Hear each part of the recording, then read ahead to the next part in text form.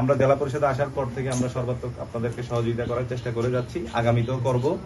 রাঙামাটিতে বন্যায় ক্ষতিগ্রস্ত বাক ও শ্রবণ প্রতিবন্ধী শিক্ষার্থী এবং তাদের পরিবারের পাশে দাঁড়িয়েছে জেলা পরিষদ। তবলছড়ি স্তর নির্মাণাধীন রাঙামাটি বদির বিদ্যালয় প্রাঙ্গণে খাদ্যশস্য বিতরণ করা হয়। রাঙামাটি বদির বিদ্যালয়ে আয়োজনে অনুষ্ঠানের প্রধান অতিথি হিসেবে বক্তব্য দেন জেলা পরিষদের চেয়ারম্যান কৃষিবিদ কাজল তালুকদার। এই সময় তিনি বলেন, বিশেষ চাহিদা সম্পন্ন এসব মানুষ সমাজের বোঝা নয়, সঠিক সুযোগ পেলে তারাও সম্পদে পরিণত হবে।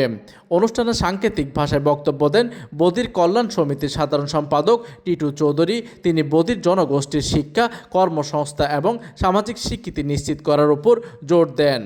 এদিকে আলোচনা সভা শেষে বন্যা দুর্গত শতাধিক বাক শ্রবণ প্রতিবন্ধী পরিবারের হাতে খাদ্য সহায়তার প্যাকেট তুলে দেওয়া হয়।